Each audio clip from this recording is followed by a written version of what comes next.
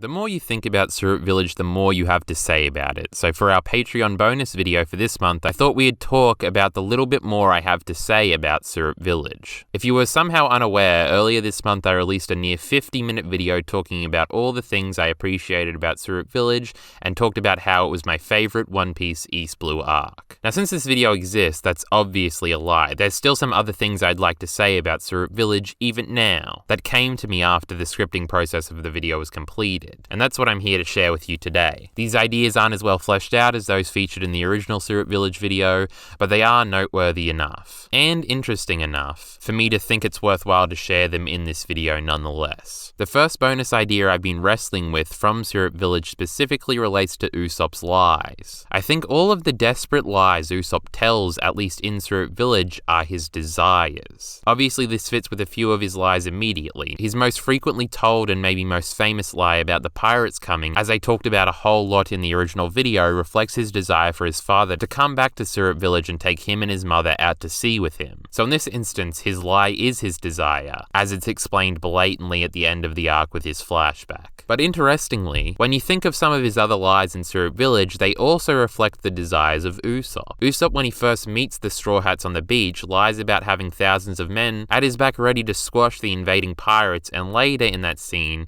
begins his talks about wanting to be a brave warrior of the sea. These are obviously lies that reflect Usopp's desires as well. Usopp still talks about wanting to be the captain of the Straw Hats even at the end of the arc after his development. Commanding a force of soldiers is clearly something he wants to do, and becoming a brave warrior of the sea is Usopp's driving force through most of the narrative in One Piece. Luffy wants to be the king of the pirates, Zoro wants to be the strongest swordsman in the world, Nami wants to chart the world, Sanji wants to discover all blue, and Usopp wants to become a brave warrior of the sea. So clearly again, what he lies about are his desires. Another avenue of Usopp's lies are his conversations with Kaya, where he makes up pirate adventures that he's been on. I think this one immediately fits with what we've been outlining here. It's reflective of the adventures Usopp wants to eventually go on as a pirate himself. There's even specifically one story he tells her about the giant goldfish that's nearly identical to something that actually happens later in the story at the end of Little Garden when they encounter a giant goldfish. I think this is supposed to reflect that Usopp's desires, Usopp's dreams, are coming true on his adventure. And in all of these different lies, Usopp deciding to finally commit to becoming a pirate at the end of Syrup Village is the first step in all of these dreams disguised as lies coming true. Usopp will eventually reunite with his father during his adventure. He will become, if he hasn't already, a brave warrior of the sea during his adventure. Because of the Straw Hat Grand Fleet and Usopp likely being a commander of it, before the end of the series, he will likely, during his adventure, command thousands of men. And when he reunites with Kaya because of his adventure, he can tell a truthful story about a giant goldfish that he encountered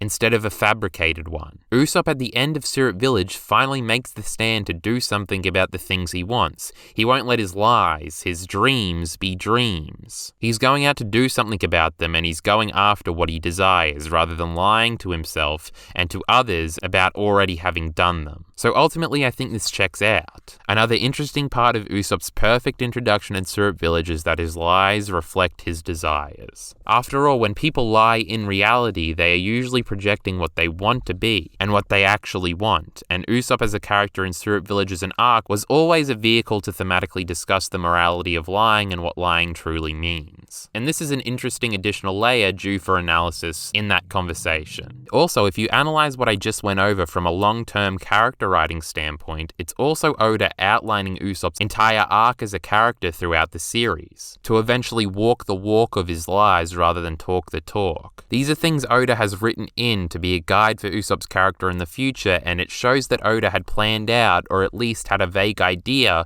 of how Usopp would develop through the entire course of the series. We have seen the things promised in Syrup Village through Usopp's lies actualized in the narrative over the 1,000-chapter run One Piece has had so far, and all his desires are slowly coming true through his actions in the narrative. And after everything is wrapped with One Piece, it'll be even more fun to go back and reread Syrup Village, realizing all the things Usopp lied about, all his desires that he espoused back in his introduction, are things that he made come true. This will be a great statement of how much he's grown and the long-term planning that went into the consistency of this character. Evidently, Syrup Village only gets better.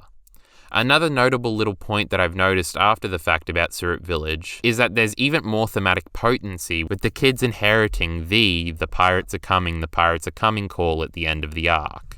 I thought this was just One Piece portraying inherited will again, with the kids doing it because Usopp used to do it and they admired Usopp. With the kids not understanding the emotional weight of the words coming from Usopp's backstory and the desire for his father to return to the village. But then I realized the parallel works even more because they do understand the emotional weight, because their desire is also for a pirate to return to the village and come see them. This time it's Usopp who's being called back to the island, instead of him doing the calling. When the kids from Syrup Village cry out that the pirates are coming, it's not a call to annoy the villagers. They, like Usopp, are expressing their desires through lying. One day they hope that Usopp will return and they can truthfully cry out that the pirates are coming, not to terrify the villagers, but to be elated by Usopp's return. And understanding this makes the ending work on another layer, and only again makes Syrup Village even better. That's really all I have to say in this video. Those were two disconnected points that I wanted to make that I feel further embolden my position from the original video that Syrup Village is the best One Piece East Blue arc. I know this has been a shorter Patreon bonus video than usual, but I think it's probably the densest one of these I've done so far. These are definitely my favorite points I've ever made in a Patreon bonus video, and I hope you'll enjoy the quality over the quantity here. Thank you for all the support.